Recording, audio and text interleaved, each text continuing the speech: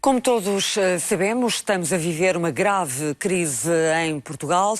Depois das eleições de 4 de outubro, nenhum partido conseguiu uma maioria absoluta e aquilo que temos neste momento é a intervenção do Presidente da República a indigitar Pedro Passos Coelho para formar governo, com os partidos de esquerda a dizerem que não viabilizam tal governo, que vão apresentar moções de rejeição e com negociações a decorrerem entre o Partido Socialista, a CDU e o Bloco de Esquerda para se constituírem como uma alternativa de governo. Ora, o ator político que importa ouvir neste momento é precisamente o secretário-geral do PCP, Jerónimo de Sousa. Muito obrigada. Boa noite. Sr. Jerónimo de Sousa, vamos recuar alguns anos, quase 20 anos. Em 1986, na segunda volta das eleições presidenciais, Álvaro Cunhal disse aos comunistas: tapem com a mão a foto de Mário Soares e votem nele. Jerónimo de Sousa está agora a dizer aos seus eleitores: tapem com a mão a foto de António Costa, porque estamos a negociar com eles?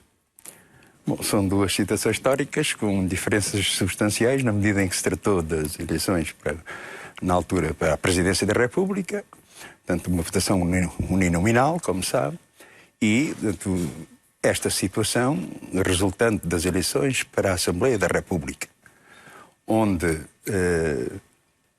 ao contrário dessa grande mentira que foi criada antes da campanha eleitoral, de que se tratava de eleições para primeiro-ministro, a verdade é de que se tratou da eleição de 230 deputados e que são esses 230 deputados com a sua arrumação de forças, portanto, enfim, com a relação de forças existentes que a quem compete, digamos, apresentar, portanto, uma alternativa, designadamente em termos de solução governativa, que, nesse sentido, portanto, não podemos comparar duas coisas que não são comparáveis. Mas não sente e não precisamos, quero dizer-lhe... Mas não sente que os eleitores comunistas não fazem esta comparação e estão recordados da orientação dada por Álvaro Cunhal? Ou seja, durante praticamente os 40 anos de democracia, as relações entre o PCP e o Partido Socialista foram sempre relações muito duras, muito tensas. Na altura do PREC, estiveram em campos completamente opostos. Como é que um eleitor comunista deve hoje analisar e perceber este entendimento que está a ser forjado entre estes dois partidos? Bom, eu quero descansá-la que em termos do meu partido, de uma forma geral dos seus militantes, dos próprios votantes na CDU, o ambiente que encontro não é nada de vontade de tapar seja o que for, antes pelo contrário. Portanto, o que me está a dizer é que a mentalidade mudou. Não mudou, portanto, existe uma realidade política objetiva em que existia, portanto, um governo com uma maioria absoluta que infernizou a vida à maioria dos portugueses, incluindo aos comunistas e outros democratas, que atirou o país para o declínio, numa situação em que, muitas vezes, as ações de luta contra esse governo e a sua política tinham como objetivo a sua demissão, a derrota e demissão, e a verdade é que os resultados eleitorais revelaram precisamente isso.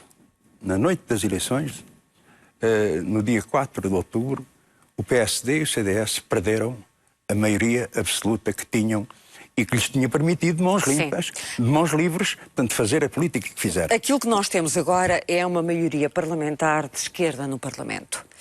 Mas a verdade é que nunca, em 40 anos, o PCP negociou um acordo de governo com o Partido Socialista. Isto é algo inédito. Nunca tal aconteceu. Porquê é que está a acontecer agora?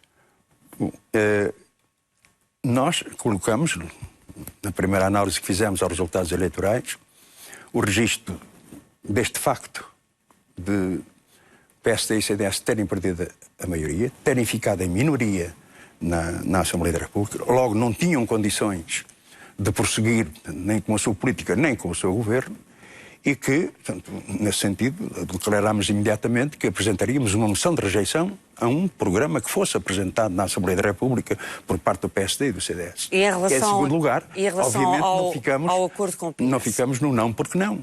Portanto, podíamos ficar, portanto, temos esta posição, ponto final, parágrafo. Não, assumimos que no novo quadro e na nova relação de forças existentes entre os 230 deputados, existe a possibilidade de uma outra solução governativa. Que passava pelo acordo com o PS e com o Bloco. Que passa, em primeiro lugar, pelo PS, de iniciativa do PS, tendo em conta o resultado eleitoral e a expressão eleitoral, portanto, do Partido Socialista.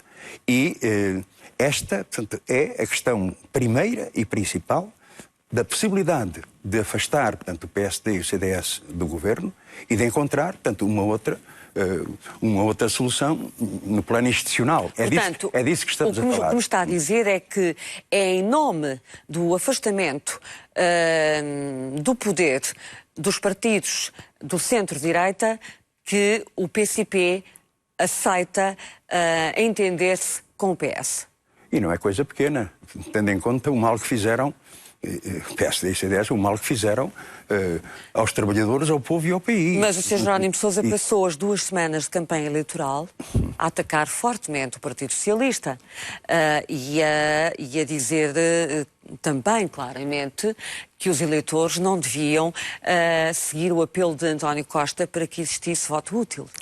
Bom, eu quero aqui, portanto, aproveitar, é a primeira oportunidade que eu tenho de fazer, na campanha e até na pré-campanha eleitoral, eu fazia intervenções muito desenvolvidas, em que a parte substancial era, no fundo, para denunciar tanto a política do governo e o objetivo que tínhamos de derrotar tanto o PSD e o CDS. Mas não se ficava por aí. Sim, naturalmente criticando o Partido Socialista pelas suas responsabilidades que tiveram também no processo e na situação que nos trouxe até aqui. Mas não se confunda, digamos, a prioridade do nosso objetivo. Agora, o grande problema, e eu quero dizer isto com grande franqueza, eu disse isto, portanto, enfim, gastava 2/3 da intervenção, portanto, a caracterizar a situação, portanto, a apontar, portanto, as políticas desgraçadas que o PSD e o CDS tinham feito, 2/3 da intervenção, havia, portanto, 2 parágrafos de referência ao Partido Socialista, e é verdade, de crítica, tendo em conta essas responsabilidades, mas ficava abismado porque, de repente, toda a parte crítica em relação ao PSD e ao CDS desapareciam o que se colocava, portanto, enfim, particularmente nas televisões, era Jerónimo ataca o PS. Jerónimo. Sim. Portanto, eu estou a constatar um facto. Mas o Sr. Jerónimo de Sousa anda nisto há 12 anos. Fiquei impressionado com muitos jornalistas que andavam connosco. Portanto, então você atacou o Partido Socialista. Satisfaça-me uma curiosidade. No fundo, portanto, a distorcer, portanto, e a retirar, portanto, do contexto uma crítica legítima que assumíamos. Em relação ao PS. Ao PS, mas não era esse o fundamental. Satisfaça-me uma curiosidade que julgo que também irá ao encontro de muitos dos nossos espectadores. Durante a campanha eleitoral, já existiram conversas entre o PS e o PCP? Não existiu. Nunca existiram? Não existiam. E na noite das eleições? Relações, encontros circunstanciais na campanha... E na noite das eleições? Também não. Também não? Também não. O primeiro contacto que tivemos com o Partido Socialista foi a sua deslocação à sede do PCP no dia 7 de outubro. Eu, quando falo em contactos, não estava apenas a pensar em contactos pessoais. Estava a pensar em contactos telefónicos também. Não. Portanto, até o dia 7 não existiram qualquer contacto telefónico, se quiser. E a iniciativa da primeira reunião foi do PS? Partido Socialista, que solicitou um encontro, enfim, para analisar os resultados eleitorais, portanto, ver as questões de formação do governo. Este é talvez o momento importante, portanto, e que podemos situar, portanto... E diga-me uma outra coisa. Foi consensual, foi unânime, no interior do Partido Comunista Português, a decisão de conversar com o PS, com vista à formação de um acordo de governo, foi uma decisão unânime ou existiram pessoas que, digamos assim, não viram com bons olhos essa iniciativa? Bom, eu, obviamente, aqui não juro a mão juntas que não exista um ou outro descontentamento. Estamos a falar da direção política do PCP. Dou-lhe um elemento que resolve, portanto, a resposta à sua pergunta. O Comitê Central do Partido Comunista Português reuniu na terça-feira, seguinte às eleições, e o documento, a resolução do Comitê Central, foi aprovada por unanimidade. Este é o elemento objetivo que podemos ter. É uma resposta. Sr. Jerónimo de Sousa, acredita que o Presidente da República vai acabar por chamar António Costa a formar governo ou, pelo contrário, vai manter o governo liderado por Passos Coelho em gestão? Bom, eu acho que a lógica, portanto, da nossa parte, tem que se considerar que o PS tem todas as condições para formar governo. Entrar em funções, apresentar o seu programa na Assembleia da República, tendo em conta essa relação de forças existente na Assembleia, nós achamos que o Presidente da República devia, digamos, aceitar, portanto, essa respectiva indigitação, tendo em conta que estão preenchidas as condições que o Presidente da República invocava designadamente, que o determinante era o fator de estabilidade. Os portugueses não percebem como é que fala em instabilidade, ou até incoerência, como afirma, em relação a uma solução governativa que tem, digamos, a convergência da maioria dos deputados em exercício de funções na Assembleia da República e indique Passos Coelho para formar governo quando essa condição de estabilidade não está preenchida. Basta pensar que está em minoria na Assembleia da República. Como é que o Presidente da República é tão exigente para um lado e não foi exigente na sua decisão de convocar Passos Coelho? O que é que pensa das justificações apresentadas pelo Presidente da República relativamente à falta de credibilidade, de confiança que um governo de esquerda poderia trazer ao país? Olha, Judite, eu posso lhe dizer que, nesta vida há muitos anos, foi o pior discurso de um Presidente da República desde 74. Uma postura de arrogância, discriminatória, em que procura ser o tutor, portanto, do PSD, portanto, e da sua política, invoca argumentos inaceitáveis. Houve ali um momento da declaração que quase parecia que, a partir de agora, quem decide quem é o Primeiro-Ministro e quem é o Governo em Portugal serão os mercados ou instituições estrangeiras. Ora, isto é inaceitável. O Presidente da República, o professor Cavaco Silva, pode, como cidadão, ter as opiniões que quiser. Tem esse direito. Não pode, é como Presidente da República, que jurou cumprir e fazer cumprir a Constituição da República, assumir-se como defensor de uma parte, procurando pressionar, portanto, e pondo em causa até aquilo que nós consideramos a soberania nacional. E a decisão que ele poderá ter tomado, ele não foi suficientemente claro em relação a esse ponto, mas nas entrelinhas passou a mensagem de que poderá manter o governo em gestão. Ou seja, mesmo que o programa de governo seja chumbado no Parlamento, programa de governo esse apresentado pelo PSD e CDS, se essa rejeição vier a concretizar-se, nada fará para chamar António Costa a formar uma alternativa. O que é que o PCP pensa sobre isso? Bom, então o Presidente da República está a assumir de forma rotunda aquilo que sempre negou nos seus posicionamentos políticos e na definição das soluções, designadamente a questão da estabilidade.